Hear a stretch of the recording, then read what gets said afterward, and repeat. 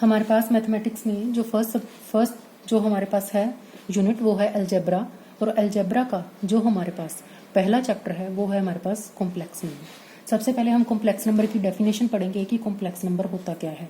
If two real numbers x and y, हमारे पास दो रियल नंबर है, एक रियल नंबर एक्स है और एक रियल नंबर वाई है, written in the form of x plus iota y, जब हम उनको एक्स प्लस अयोटा वाई की फॉर्म में लिख देते हैं उसको हम क्या बोलते हैं, कॉम्प्लेक्स नंबर। अब हमें रियल नंबर तो पता है, ये हमारे पास रियल लाइन होती है, ठीक है, ये हमारे पास है 0, इधर हमारे पास सारे नंबर पॉजिटिव होते हैं, +1 +2 +3, इधर हमारे पास सारे नंबर नेगेटिव होते हैं, ठीक है। बीच में हमारे पास 1.5 भी आता है, 1.7, 2.6, 2.7, यानी कि इस रियल लाइन के ऊपर हमारे पास सारे नंबर होते हैं, ओड भी होते हैं, इवन भी होते हैं, नेचुरल भी, होल भी, रैशनल, इरेशनल, सारे, यानी कि किसी भी इस पूरी लाइन में से हमने कोई भी दो नंबर उठाने हैं और जब हम उन दो नंबरों को इस तरह से लिख देते हैं, एक के साथ हम अयोटा नहीं लिखते और एक के साथ लिख देते हैं, x plus iota y is called complex number, उसको हम कॉम्प्लेक्स नंबर बोलते हैं। Symbol like English alphabet I, यहाँ पे हमें इंग्लिश अल्फाबेट की तरह एक सिंबल नजर आ रहा है जिसको हम आई बोलते हैं ना, तो इसको हमने आई नहीं बोलना, इसको हमने क्या बोलना है, अयोटा। इसको हम क्या बोलते हैं, अयोटा। इंग्लिश लेटर जो हमारे पास अल्फाबेट होता है इंग्लिश आई, वैसा वैसा एक हमने यहाँ पे सिंबल लिखा है, इसको हम क्या बोलते हैं, अयोटा। यानी कि इसको हम क्या पढ़ेंगे, एक्स प्लस अयोटा वाई। अब हमारे पास जो कॉम्प्लेक्स नंबर है वो दो रियल नंबर से मिलके बना है, एक्स और वाई से, एक्स प्लस अयोटा वाई। जब हम ऐसे लिख देते हैं तो उसको हम क्या बोलते हैं, कॉम्प्लेक्स नंबर, और इस आई को हम क्या बोलते हैं, अयोटा। उसके बाद है रिप्रेजेंटेशन, हम कॉम्प्लेक्स नंबर को कैसे डिनोट करते हैं। Complex number is denoted by Z, तो हम कॉम्प्लेक्स नंबर को किससे डिनोट करते हैं, जेड से। जैसे हम रियल नंबर है, रियल नंबर को हम किससे डिनोट करते हैं, आर से। नेचुरल नंबर को हम किससे डिनोट करते हैं, एन से। उसी तरह से कॉम्प्लेक्स नंबर को हम किससे डिनोट करेंगे, जेड से, ठीक है। तो हमारे पास कॉम्प्लेक्स नंबर को किससे डिनोट करना है, जेड से। Z is equal to x plus iota Y, ये हमारे पास क्या बन गया, कॉम्प्लेक्स नंबर। अब हमारे पास जो कॉम्प्लेक्स नंबर होता है उस कॉम्प्लेक्स नंबर के हमारे पास कितने पार्ट्स होते हैं, पार्ट्स।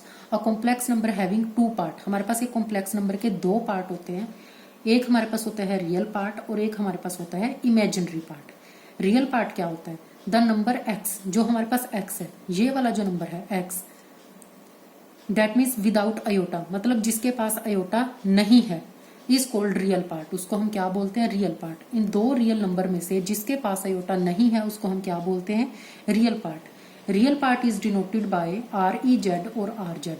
जो हमारे पास रियल पार्ट होता है उसको हम आर ई जेड से डिनोट करते हैं, मतलब जेड हमारे पास क्या हो गया, कॉम्प्लेक्स नंबर, यानी कि कॉम्प्लेक्स नंबर का रियल पार्ट। सेकंड है imaginary part, the number y, जो वाई नंबर है, दैट मीन्स विद अयोटा, मतलब जिसके साथ अयोटा लिखा हुआ है, इज कॉल्ड इमेजिनरी पार्ट, उसको हम क्या बोलते हैं, imaginary part. Imaginary part is denoted by I am Z और आई जेड, इसको हम आई एम जेड से डिनोट करते हैं या आई जेड से भी डिनोट करते हैं। इसका मतलब जेड का मतलब हो गया complex number, I M G का मतलब होता है इमेजिनरी, यानी कि कॉम्प्लेक्स नंबर का इमेजिनरी पार्ट, ठीक है। अब हमारे पास कॉम्प्लेक्स नंबर क्या होता है, जब दो रियल नंबर को एक्स और वाई को एक्स प्लस अयोटा वाई की फॉर्म में लिख देते हैं उसको हम कॉम्प्लेक्स नंबर कहते हैं। जो आई इंग्लिश अल्फाबेट्स आई की तरह सिंबल लिखा है उसको हम अयोटा बोलते हैं, ठीक है। इसके अंदर जो पार्ट, कॉम्प्लेक्स नंबर के दो पार्ट होते हैं, एक रियल पार्ट होता है, एक इमेजिनरी पार्ट होता है।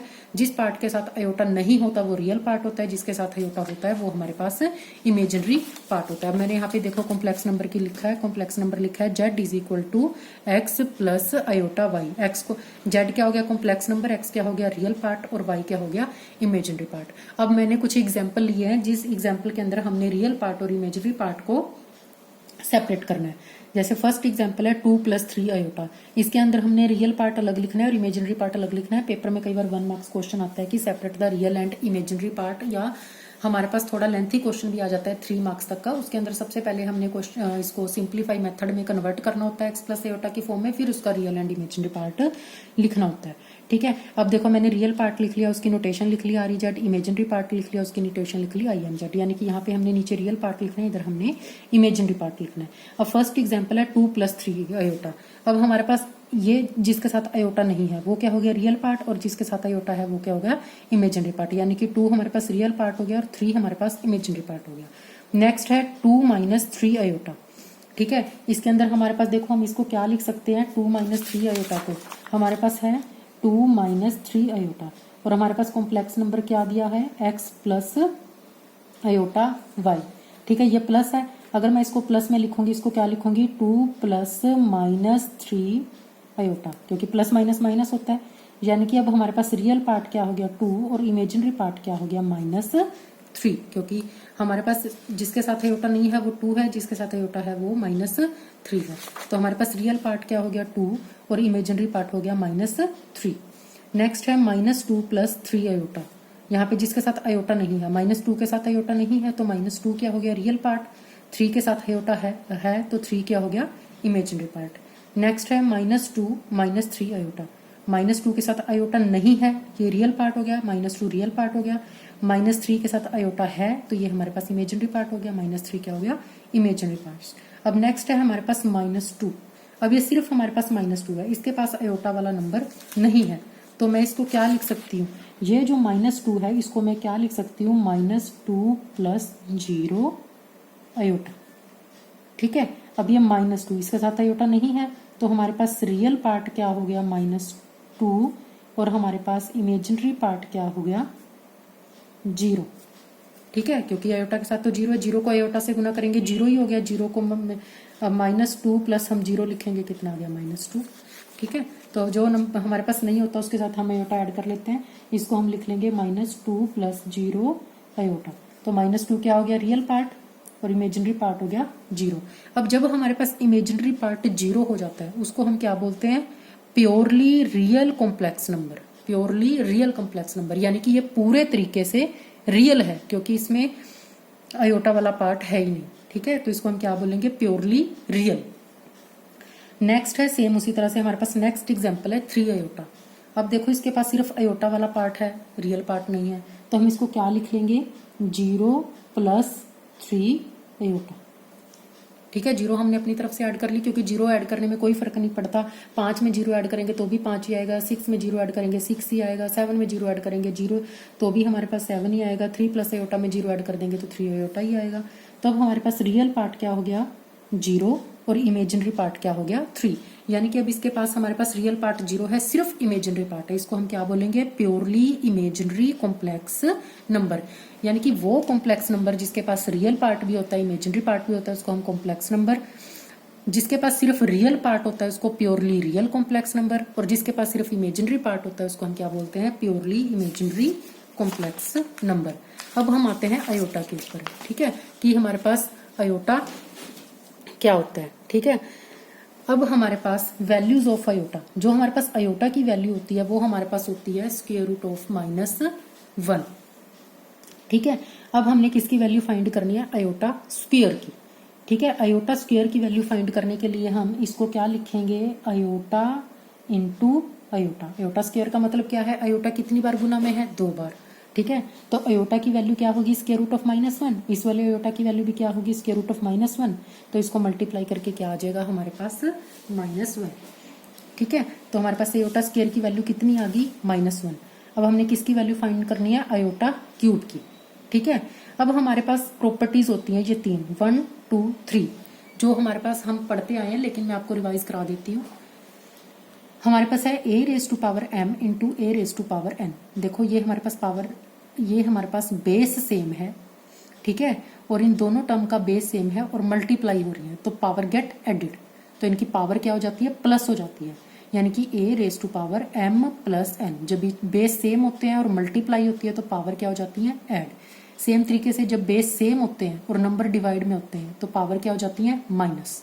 ठीक है, थर्ड, अगर हमारे पास पहले a⁻m और m के ऊपर एक फर्दर पावर होती है n, 2 पावर होती है, डबल पावर होती है, तो वो पावर आपस में क्या हो जाती है, मल्टीप्लाई। आई थिंक ये तीनों प्रॉपर्टी आपको पता होगी।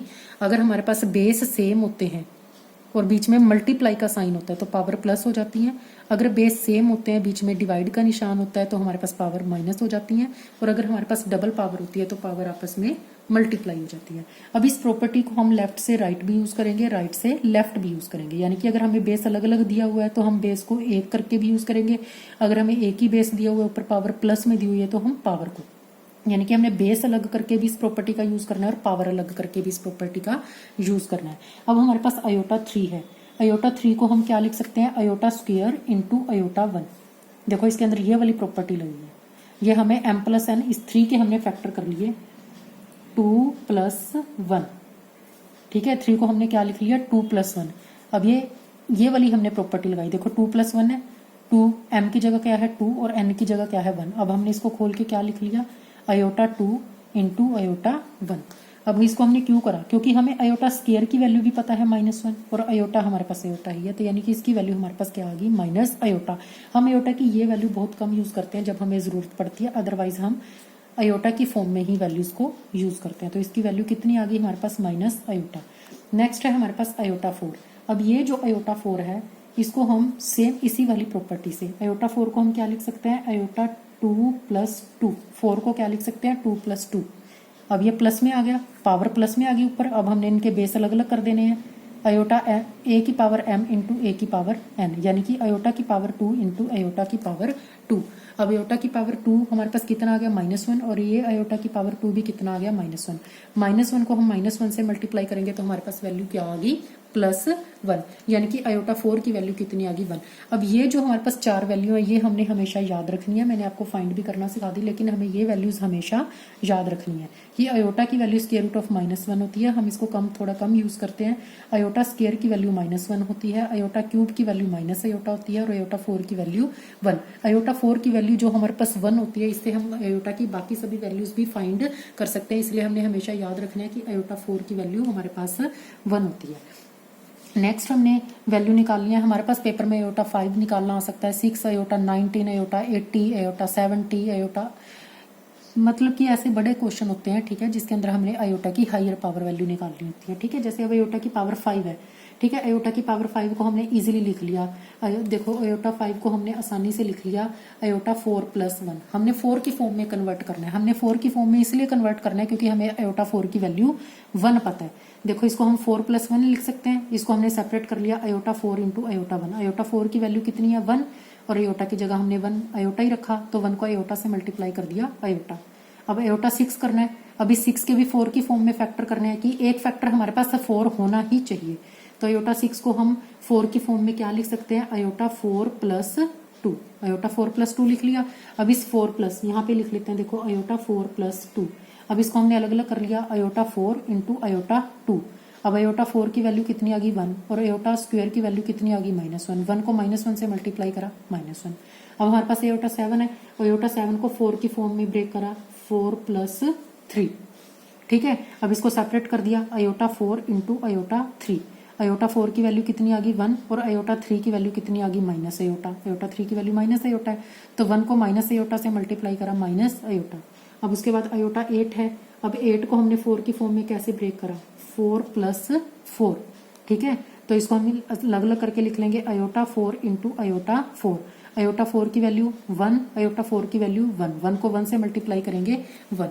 ठीक है, लेकिन अब ये 5, 6, 7, 8 ये छोटे नंबर हैं, इनको हम 4 की फॉर्म में इजीली लिख सकते हैं। लेकिन अगर हमारे पास नंबर थोड़े बड़े आ जाते हैं, जैसे 98 आ जाए, 58 आ जाए, 67, 63, 64, 92, 97, 87, कुछ हमारे पास अगर ऐसे नंबर आ जाते हैं तो हम उसके अंदर अयोटा की वैल्यू कैसे फाइंड करते हैं। जैसे हमारे पास ये अयोटा 17 है, हमने अयोटा 17 की वैल्यू फाइंड करनी है। ठीक है, तो अयोटा 17 की वैल्यू हम कैसे फाइंड करेंगे, हमने 17 को किससे मल्टीप्लाई 17 को हम किससे डिवाइड करेंगे 4 से। जिस भी जैसे 17 की वैल्यू निकालनी है अयोटा 17, तो पावर वाला जो नंबर है उसको हमने 4 से डिवाइड करना है। 4 से डिवाइड हमने क्यों करना है, क्योंकि हमने उसको 4 की ही फॉर्म में कन्वर्ट करना है, क्योंकि हमें अयोटा 4 की वैल्यू 1 पता है। अयोटा 4 की वैल्यू 1 है, इसीलिए हमने किसी भी नंबर अयोटा चाहे 68 है तो हमने 68 को 4 से डिवाइड करना है, अयोटा 58 है तो 58 को 4 से डिवाइड करना है, अयोटा 99 है तो 99 को 4 से डिवाइड करना है, अयोटा 97 है तो 97 को हमने 4 से डिवाइड करना है। ठीक है, तो अब हमने 17 को 4 से डिवाइड करा, तो 4 4 जा 16, तो रिमाइंडर कितना आ गया 1। ठीक है, अब हमारे पास ये होता है, ठीक है, dividend is equal to divisor into quotient plus remainder. Hindi में हम क्या बोलते हैं, भाज्य इज इक्वल टू भाजक गुना भागफल जमा शेषफल। तो ये हमारे पास कितना है, कैपिटल डी कितना है 17, जिससे भाग दे रहे हैं वो हमारे पास क्या है, डिवाइड कर रहे हैं जिससे 4। क्वोशेंट हमारे पास ये कितना आ रहा है, क्वोशेंट कितना आ रहा है हमारे पास 4 और रिमाइंडर हमारे पास कितना आ रहा है 1। ठीक है, यानी कि 17 के फैक्टर क्या हो गए 4 मल्टीप्लाई 4 प्लस 1। ये अयोटा 17 है, 17 की जगह हमने क्या लिख दिया 4 मल्टीप्लाई 4 प्लस 1। ठीक है, अब हमने इसके अंदर ये 3 प्रॉपर्टी यूज करनी है। देखो ये बीच में प्लस का साइन है, हमने एक प्लस से साइन से पहले वाला पार्ट लेना है, एक प्लस साइन के बाद वाला। अब जो प्लस साइन के पहले वाला पार्ट है ये हमारे पास क्या हो गया, देखो मैं आपको इधर समझा देती हूँ। हमारे पास क्या है, अयोटा 17। अयोटा 17 को हमने लिखा 4 × 4 + 1। ठीक है, ये हमारे पास इधर है और ये इधर है। ठीक है, हमारे पास फॉर्मूला क्या है, AM + N। ये हमारे पास प्रॉपर्टी है, यानी कि m की जगह क्या आ गया 4 × 4 और n की जगह क्या आ गया 1। अब ये फॉर्मूला जो हमारे पास खुलता है वो कैसे खुलता है, AM × AN। ठीक है, अब a की जगह क्या है, अयोटा, a की जगह अयोटा है, m की जगह क्या है 4 × 4, फिर इंटू a की जगह क्या है हमारे पास अयोटा और n की जगह क्या है 1। ठीक है, तो हमारे पास क्या बन गया, अयोटा 4 × 4 × अयोटा 1। तो मैंने लिखा है अयोटा 4 × 4 × अयोटा 1। अब ये जो हमारे पास प्रॉपर्टी आ गई है 4 × 4, तो ये कौन सी प्रॉपर्टी है, AM × N। अब ये जो AM × N वाली प्रॉपर्टी है इसको हम कैसे लिखते हैं, A पहले पावर M लिखेंगे, फिर पावर हम क्या लिखेंगे N। यानी कि अब A की जगह क्या है अयोटा और N की जगह क्या है 4 और उसके बाद n की जगह भी क्या है 4, यानी कि इसको हम क्या लिख सकते हैं, अयोटा रेज़ टू पावर 4 फिर फर्दर रेज़ टू पावर 4। तो मैंने इसको क्या लिखा, अयोटा रेज़ टू पावर 4 और फिर further raise to power 4 into iota. अब अयोटा 4 की वैल्यू क्या होगी 1। ठीक है, और ऊपर पावर कितनी है 4 इंटू अयोटा। अब 1 की पावर 4 कितना हो गया 1। 1 की जितनी मर्जी पावर हो उसके आंसर तो 1 ही आता है, 1 × 1 तो हमारे पास 1 आ गया इंटू अयोटा। 1 को हमने अयोटा से मल्टीप्लाई हमने करा तो हमारे पास क्या आ गया अयोटा। ठीक है, तो हमारे पास अयोटा 17 की वैल्यू कितनी आ गई अयोटा।